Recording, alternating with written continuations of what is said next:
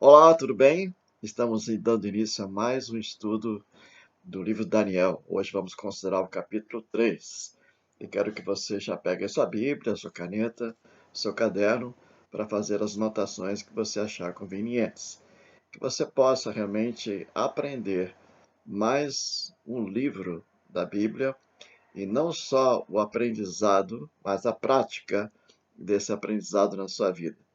Quero desejar a você um bom estudo comigo nesse momento. E oramos para que Deus nos abençoe. Amém? Pai, nós agradecemos porque a tua palavra é fiel e verdadeira. A tua palavra nos mostra realmente o caminho a seguir. E que neste momento o Senhor venha nos trazer clareza e entendimento da tua palavra. Em nome de Jesus. Amém. Muito bem, vamos abrir nossas Bíblias aí em Daniel capítulo 3. E vamos aqui fazer um resumo da história. Ah, Daniel estava na terra de Judá e o Senhor permitiu que fosse entregue o reino, né, para o rei Nabucodonosor. Quando ele enviou suas tropas, então eles invadiram Jerusalém, levaram os utensílios da casa do Senhor e levaram muitos exilados, muitos para serem escravos, para exercer um trabalho na terra da Babilônia. E foram levados alguns da linhagem real também, e como Daniel e outros jovens, e para então prestar serviço no palácio real diante do rei Nabucodonosor. Nós vimos então que eles foram para lá e, Daniel e seus companheiros resolveram não se contaminar com as iguarias do rei, então pediram que o copeiro-chefe lá, cozinheiro-chefe, desse a eles, no caso, apenas legumes e água, e eles assim fizeram. Então foi apresentado diante do rei e eles apresentaram-se 10 vezes mais doutos, mais sábios do que os próprios sábios e encantadores do reino da Babilônia. No capítulo 2, nós vemos então quando o rei Nabucodonosor teve um sonho de uma grande estátua e nenhum dos seus sábios, encantadores, astrólogos conseguiu realmente decifrar, porque o rei não pediu somente a interpretação, o rei pediu que eles contassem qual era o sonho que ele havia tido. E isso para eles era impossível. E eles disseram que nem os seus deuses dariam a resposta, porque os seus deuses não estavam ali, mas habitavam nos céus. Então eles se denunciaram, vemos que era uma religião barata, uma religião que não trazia benefício algum, e claro que os deuses não existem, só há um Deus verdadeiro. Muito bem, o rei então mandou uma ordem para que matassem todos os sábios, todos os astrólogos do seu reino, e mandou que Arioque levasse essa ordem. E quando foi chegada a ordem para Daniel e seus companheiros para serem levados, para serem mortos, ele perguntou o que está acontecendo. Então, o Arioque disse que eles estavam sendo levados para serem mortos porque o rei pediu para que os sábios contassem qual tinha o sonho e a revelação, e nenhum pôde contar. E Daniel disse, então, nos leve até ele e nos dê um tempo. E ele foi levado e pediu um tempo ao rei, e assim ele se reuniu com seus amigos, oraram, e Deus trouxe a revelação, não só a interpretação, mas também o sonho. E assim Daniel foi à presença do rei e disse qual era o sonho e também a sua interpretação daquela grande estátua que nós falamos sobre 4 reinos, não é? Vimos que no sonho a cabeça era de ouro, depois o seu peito e braços eram de prata, não é? E também de bronze o seu ventre, assim as pernas de ferro e os seus pés de ferro e barro. Uma grande pedra foi arremetido contra a estátua e ela se desfez totalmente. E essa pedra é o próprio Cristo. O reino de Deus seria estabelecido e não passaria a outra. E naquele momento, então, Nabucodonosor ficou surpreso. Então, ele reconheceu que o Deus Daniel era um Deus verdadeiro. Muito bem. No capítulo 3, nós vamos ver, então, uma estratégia interessante, e Deus permitiu isso para que fosse provada a fé destes jovens hebreus. Então, eu quero que você acompanhe comigo a leitura do capítulo 3. Vamos ler algumas partes do texto de hoje. O rei Nabucodonosor fez uma imagem de ouro que tinha 60 côvados de altura e 6 de largura e levantou no campo de Dura, na província da Babilônia. Transferido para medidas hoje, essa estátua media 30 metros de altura por 3 de largura. Daria aí quase um edifício de 10 ou 12 andares. A altura era imensa, né? E essa estátua, então, ele levantou num campo, na província da Babilônia, e o rei mandou, Nabucodonosor mandou que os sátrapas, os prefeitos, os governadores, juízes, os tesoureiros, os magistrados, conselheiros, todos os oficiais das províncias para que viessem à consagração da imagem que o rei Nabucodonosor tinha levantado. Então eles vieram, se ajuntaram os sátrapas, os prefeitos, os governadores, juízes, os tesoureiros, magistrados, conselheiros e todos os oficiais da província para a consagração da imagem que o rei Nabucodonosor tinha levantado. E estavam em pé diante da imagem que Nabucodonosor tinha levantado. Nisto o arauto apregoava em alta voz: Ordena-se a vós outros, ó povos, nações e homens de todas as línguas. No momento em que ouvirdes o som da trombeta, do pífaro, da harpa, da cítara, do saltério, da gaita de foles, de toda sorte de música, vos prostrareis e adorareis a imagem de ouro que o rei Nabucodonosor levantou. Qualquer que se não prostrar e não adorar, será no mesmo instante lançado na fornalha de fogo ardente. Portanto, quando todos os povos ouviram o som da trombeta, do pífaro, da harpa, da cítara, do saltério e de toda sorte de música, se prostraram os povos, nações e homens de todas as línguas e adoraram a imagem de ouro que o rei Nabucodonosor tinha levantado. Muito bem. A ordem foi muito clara, então ele convidou para todos os seus juízes, seus governadores, os seus prefeitos, os tesoureiros, magistrados, conselheiros, todos viessem para a inauguração. E a ordem que o arauto pregoava é que quando a orquestra tocasse, todos deveriam se prostrar diante da imagem. E assim foi feito. A orquestra tocou e eles se encurvaram, se prostraram e diante da imagem, assim eles adoraram. E a ordem ela é clara aqui no versículo 6. Qualquer que se não prostrar e não adorar será no mesmo instante lançado na fornalha de fogo ardente. Então, quem não se ajoelhasse, aliás, quem não se prostrasse e não adorasse, seria morto. Seria lançado dentro de uma fornalha de fogo ardente, tipo de um forno industrial muito grande. Então, ali eles seriam lançados. E assim todos, ao ouvirem o som da música, se prostraram. Acontece que os 3 amigos de Daniel estavam ali, e verso 8 diz: Ora, no mesmo instante, se chegaram alguns homens caldeus e acusaram os judeus, e disseram ao rei Nabucodonosor: Ó rei, vive eternamente. Tu, ó rei, baixaste um decreto, pelo qual todo homem que ouvisse o som da trombeta, do pífaro, da harpa, da cítara, do saltério, da gaita de foles e de toda sorte de música, se prostraria e adoraria a imagem de ouro. E qualquer que se não prostrasse e não adorasse, será lançado na fornalha de fogo ardente. Há alguns homens judeus que tu constituíste sobre os negócios da província da Babilônia, Sadraque, Mesaque e Abednego. Estes homens, ó rei, não fizeram caso de ti, a teus deuses não servem, nem adoram a imagem de ouro que levantaste.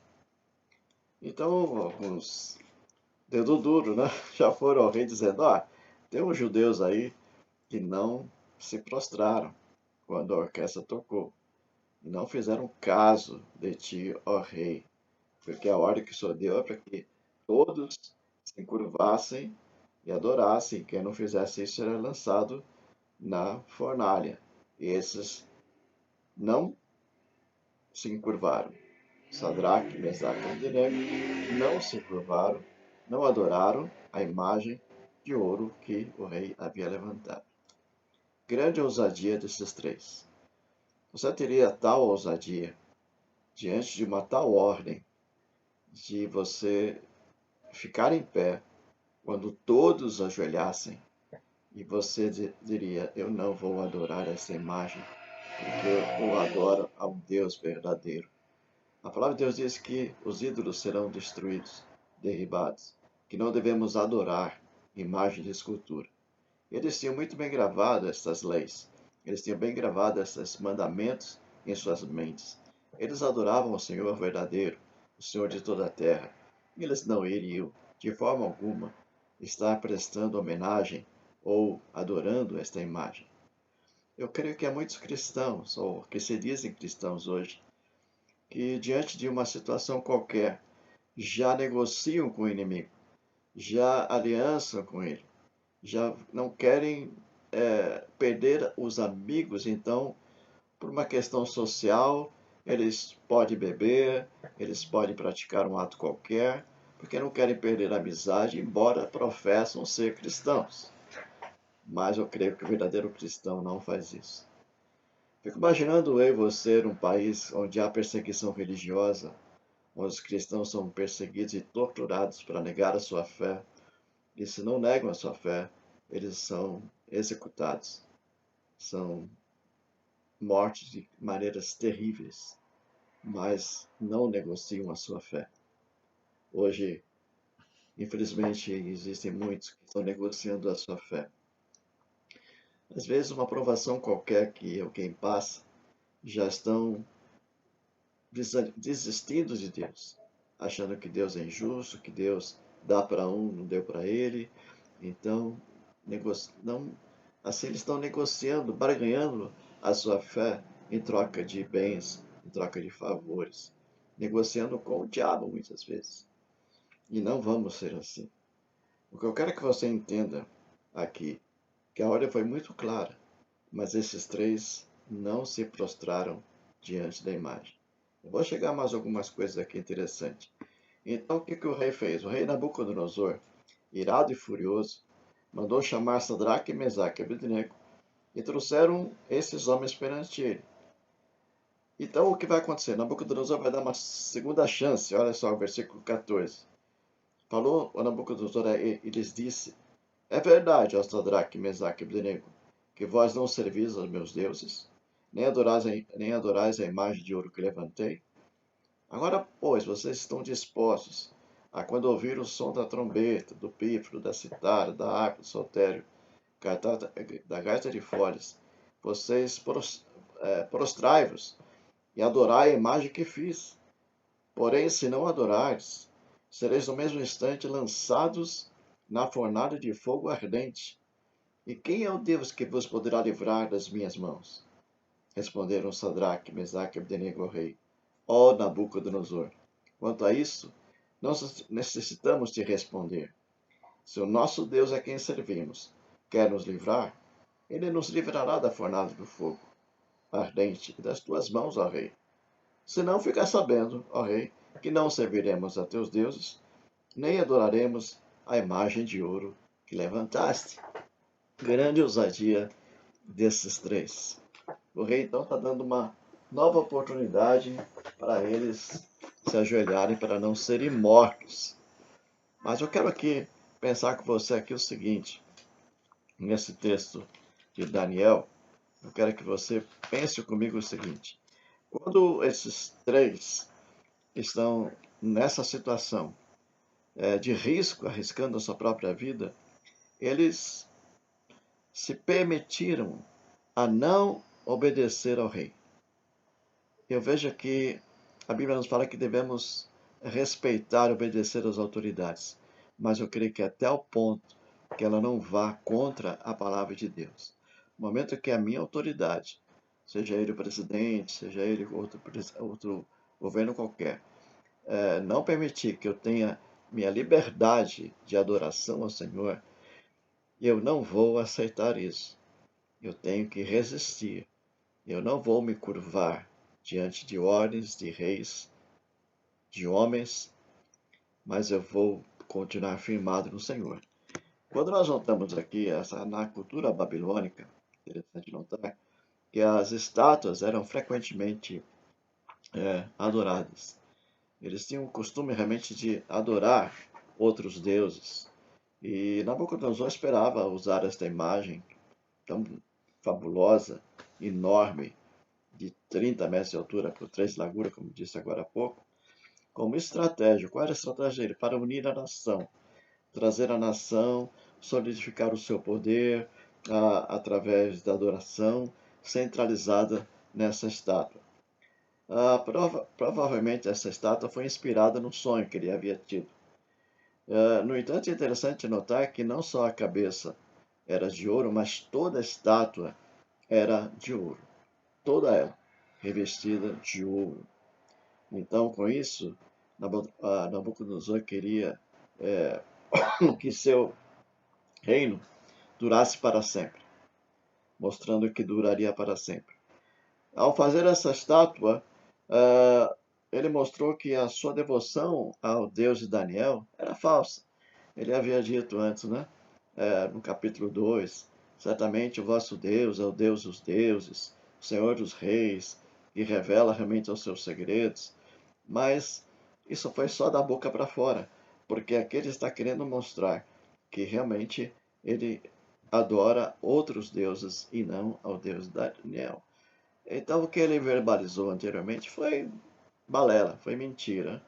E na realidade, ele não temia e nem obedecia ao Deus que estava por trás do sonho que ele havia tido. Não cria. Então ele faz com que essa estátua seja levantada para manter então o seu reino.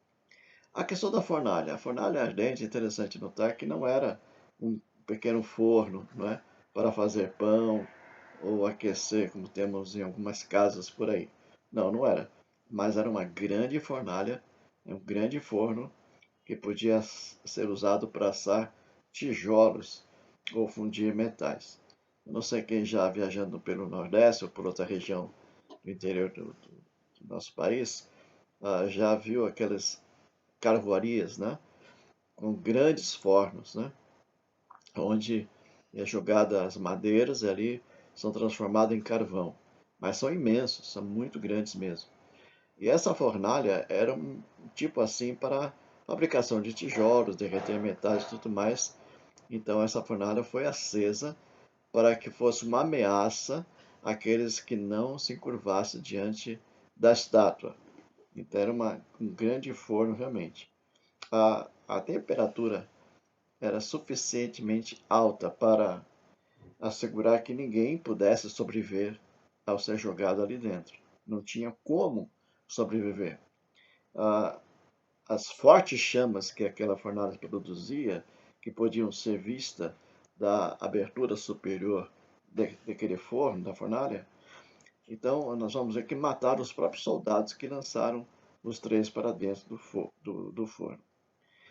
Muito bem, o que nós encontramos nesses três, eles tinham realmente determinado que nunca adorariam um outro Deus. E corajosamente eles resistiram. E como resultado, nós lemos aqui, que eles foram então condenados. Vamos ver aqui então, na sequência da história, não é? O que nós estamos lendo aqui. O rei então deu uma ordem e eles disseram: ó, rei, se o nosso Deus quer nos livrar, amém, mas se não quiser também, amém. Nós não vamos servir a seu Deus de forma alguma. Não serviremos aos teus deuses. Verso 19 diz que então Nabucodonosor se encheu de fúria e, transtornado o aspecto do seu rosto contra Sadraque, Mesaque e Abednego, ordenou que se acendesse a fornalha 7 vezes mais do que se costumava. Misericórdia.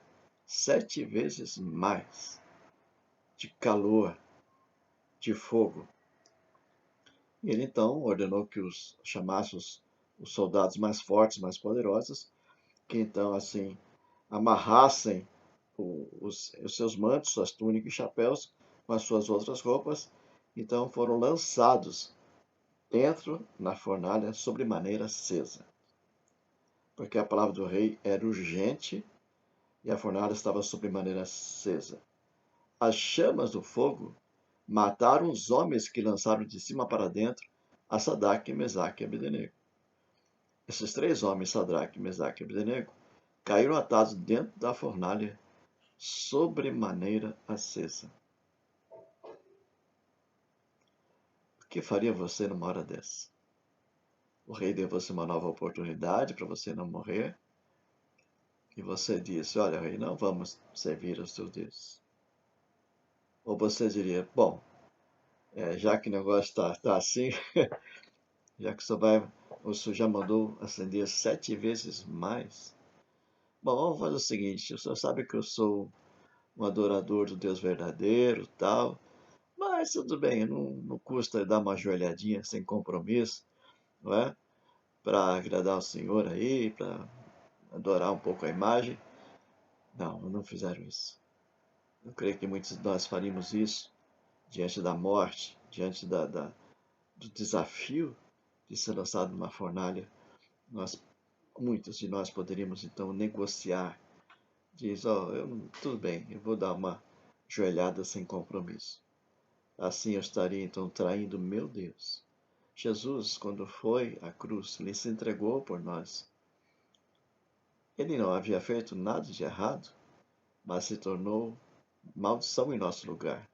Tomou sobre si o nosso pecado, as nossas enfermidades, e foi à cruz, a cruz mais violenta que os romanos podiam executar.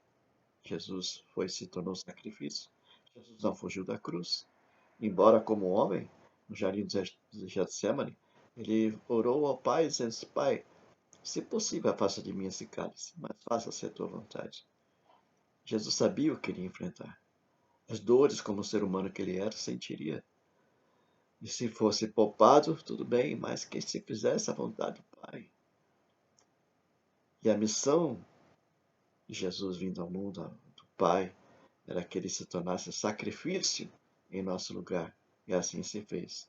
Jesus se entregou à cruz por nós e deu a sua vida. Jesus não fugiu.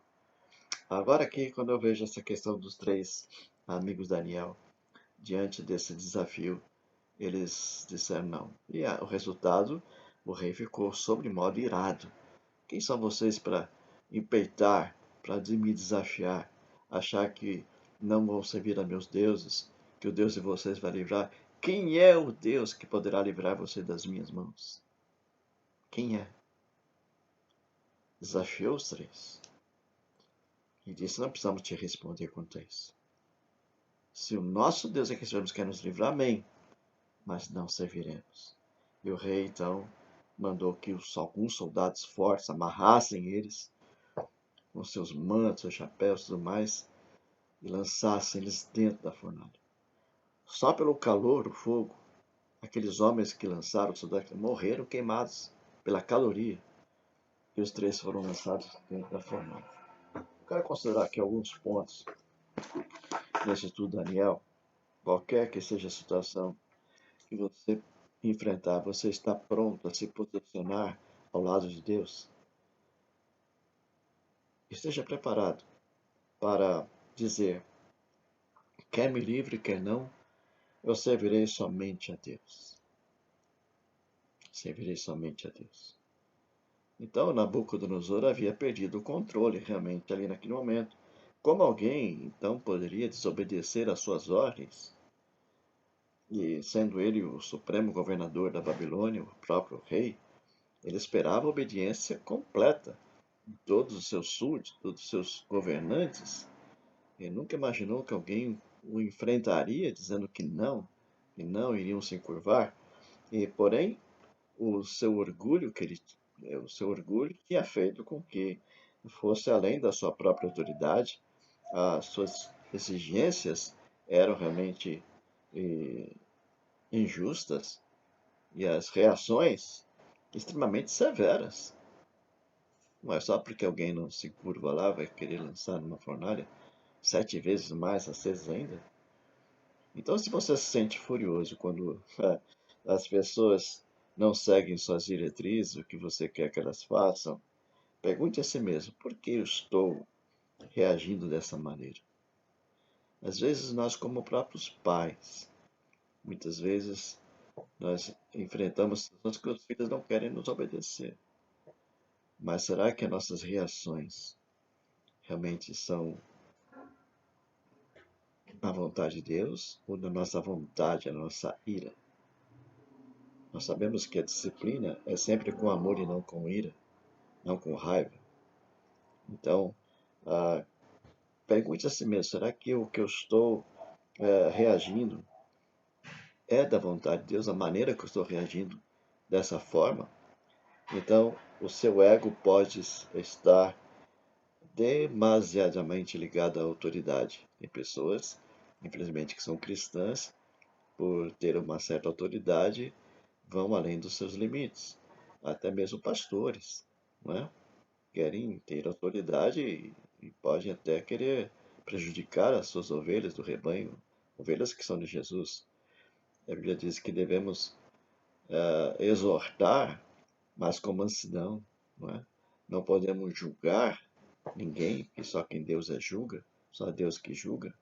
E nós queremos manter uma autoridade de disciplinar, de, num ponto, no caso de mandar para fora, sair fora. Eu creio que a disciplina é importante, deve ter, sim, realmente, na casa de Deus. Mas eu não posso ter uma autoridade para expulsar. Eu creio que isso compete a Deus. O Deus vai transformar aquele coração, ou ele mesmo vai tirar do meio que ele está. Bom, então veja aqui que então deu-se mais uma chance aos três. E aqui eu quero apresentar aqui um exemplo de 8 desculpas que poderiam ter usado para ajoelhar-se diante da imagem para salvar as suas vidas. Vamos imaginar você diante dessa situação, você teria talvez 8, no mínimo 8 desculpas para apresentar. Primeiro, ajoelharemos, mas não adoraremos verdadeiramente o ídolo. Bom, nós vamos ajoelhar, mas não vamos adorar verdadeiramente o ídolo. Segundo, não queremos nos tornar adoradores de ídolos, mas adoraremos esta única vez, e então pediremos a Deus que nos perdoe. Não vamos nos tornar adoradores de ídolos, mas nesse caso, vamos adorar apenas uma vez e depois pedimos a Deus para Ele nos perdoar. A terceira desculpa que eu e você poderíamos até dar numa situação dessa: o rei tem poder absoluto e devemos obedecer, e Deus vai entender. É o rei que está mandando. E Deus vai entender que eu estou obedecendo uma autoridade. Uma outra desculpa. Uma outra desculpa seria: o rei nos nomeou para serem governadores, autoridades também. Então nós temos uma dívida para com ele. Então vamos ajoelhar sim. Quinto, esta é uma terra estrangeira. Então, assim Deus vai nos perdoar, porque por não seguirmos os costumes dela. Nós estamos numa terra estranha e Deus vai nos perdoar, porque os costumes aqui são assim. Então vamos praticar esse momento de essa adoração e Deus vai nos perdoar, porque é o costume deles. Uma outra desculpa dizendo que nossos antepassados também adoraram ídolos no templo de Deus. Isso não é sequer a metade do que fizeram. Nossos pais lá, em Judá, Israel, adoraram outros deuses, colocaram ídolos no próprio templo. Mas isso não é, o que nós vamos fazer aqui não é nada comparado com o que eles fizeram. Uma outra desculpa é: se formos mortos e alguns pagãos tomarem o nosso lugar, não ajudarão o nosso povo no exílio. Então, se a gente morrer, não é, aqui, então os pagãos vão tomar nosso lugar e assim não poderemos, o nosso povo não poderá mais voltar para a sua terra. Embora essas desculpas até pareçam ser convincentes, né, sensatas a princípio, não passa de uma racionalização perigosa. Adorar uma imagem constitui então uma violação do mandamento de Deus que está registrado em Êxodo capítulo 20, versículo 3. Não terás outros deuses diante de mim. Além disso, esse ato também poderia, assim, apagar o testemunho em favor de Deus para sempre. Eles disseram que adoravam a Deus, mas olha, eles tiveram que adorar a imagem, né, de ouro. Então jamais aqueles jovens poderiam falar outra vez a respeito do poder do seu Deus e mostrar que ele está acima de todos os outros deuses. Então, que desculpas você usaria para não se posicionar firmemente ao lado de Deus? Que desculpa você daria? Esses três não apresentaram desculpas, mas eles creram que Deus poderia livrá-los ou não. Eles estavam nas mãos de Deus. Deus que poderia fazer o que quisesse com eles, mas eles estariam obedientes ao Senhor e não ao rei diante desse momento. Então nós vimos aqui que eles foram julgados, amarrados dentro da fornalha sob maneira acesa. Acompanhe comigo o versículo 24 para o encerramento dessa noite. Então o rei Nabucodonosor se espantou, levantou-se depressa e disse aos seus conselheiros: Não lançamos nós 3 homens atados dentro do fogo? Responderam ao rei: É verdade, ó rei. Tornou-se, ele disse: Eu, porém, vejo 4 homens soltos que andam passeando dentro do fogo, sem nenhum dano. O aspecto do quarto é semelhante a um filho dos deuses. O rei se espantou ao ver que os 4 estavam soltos, não estavam amarrados. Estavam passeando no meio do fogo. E havia um 4º homem. Não lançamos 3, como é que tem 4? E o rei notou que o 4º era diferente, tinha um aspecto diferente. Por ele não conhecer a Deus, ele criou que ele era uma espécie de uma divindade, juntamente com os 3, que era o próprio Senhor Jesus presente, embora ele não conhecesse isso. Mas o Senhor se manifestou no meio da fornalha. Aprenda uma coisa, querido. Deus muitas vezes não nos livra da provação, mas nos livra na provação. Muitas vezes Deus poderá não te livrar da fornalha, mas vai te livrar na fornalha. Amém? Então, eles se posicionaram a favor de Deus, a não negar a Deus, escolheram ser fiéis, sem se importar com o que acontecesse, e assim eles obedeceram e Deus os livrou da grande fornalha ali. Eu acho tremendo isso, quando o rei notou que eles estavam passeando no meio do fogo.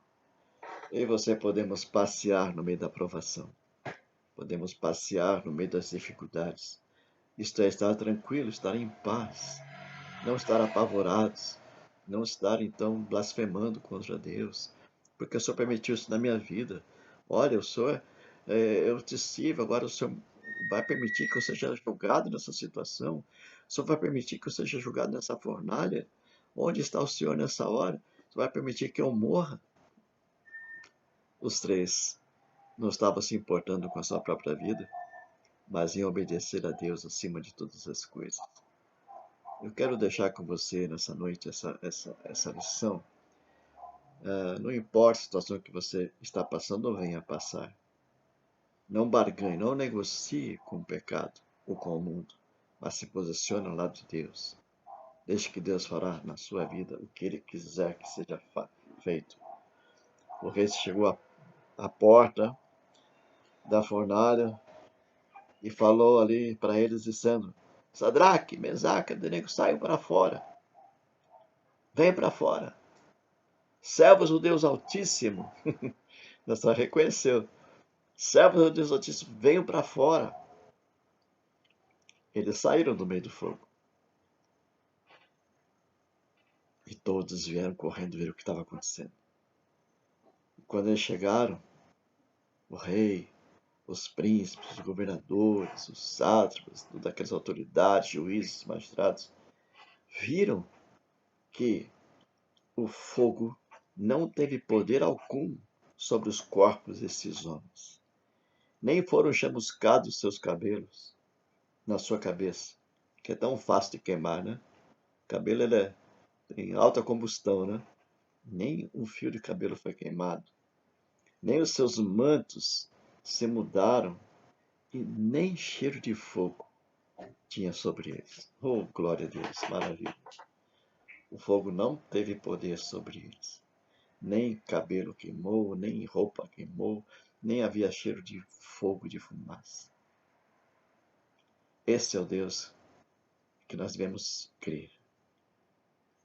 Se você diz que teme a Deus, crê a Deus, creia isso, que Deus é Deus de livramento, que Deus é um Deus de socorro.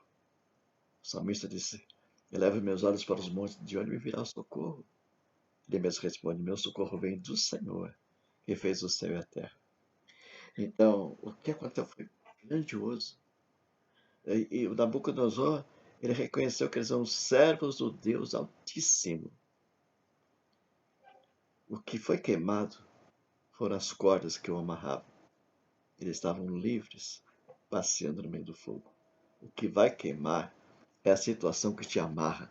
A você será livre. Está imunizado em nome de Jesus. Amém? Então, versículo 28, falou Nabucodonosor e disse: bendito seja o Deus de Sadraque, Mesaque e Abdenego, que enviou o seu anjo e livrou os seus servos, que confiaram nele, pois não quiseram cumprir a palavra do rei, preferindo entregar o seu corpo e servir e adorarem a qualquer outro Deus, senão ao seu Deus. Portanto, olha o que o rei vai fazer agora. Eu faço um decreto, pelo qual todo povo, nação e língua que disser blasfêmia contra o Deus de Sadraque, Mesaque e Abdenego, seja despedaçado e as suas casas sejam feitas em monturo, porque não há outro Deus que possa livrar como este. O rei agora reconhece que não há outro Deus que possa livrar como este. Então o rei fez prosperar Sadraque, Mesaque e Abdenego na província da Babilônia. O decreto que ele fez para que nenhuma nação, nenhum povo dissessem blasfêmia contra este Deus desses três jovens tremendos. E se alguém fizesse blasfêmia, seria morto, e também a toda a sua casa. E não há outro Deus que possa livrar como este. O mundo reconhece, Satanás sabe que não há outro Deus como este que nós servimos. Satanás sabe que o nosso Deus é um Deus todo-poderoso. Satanás sabe que o nosso Deus é tremendo. Eu quero que você creia também. Não desista na hora da provação, da dificuldade, mas creia que Deus é por nós. E sendo o Senhor por nós, quem será contra nós? Aleluia! Fique com vocês esse capítulo de hoje, capítulo 3 de Daniel, maravilhoso. E quero que você vá meditando mais. E Deus vai continuar falando no seu coração poderosamente. Que o Senhor te guarde. Que esta palavra seja realmente guia da tua vida. Que você possa se alimentar dela. Que você possa permanecer fiel à palavra de Deus. Que Deus nos abençoe nesse compartilhamento do capítulo 3 de Daniel. Grande lição. Grande momento para nossas vidas. Fique na paz do Senhor. Um grande abraço. Até a próxima quinta-feira, capítulo 4 de Daniel. Deus os abençoe. Grande abraço, em nome de Jesus.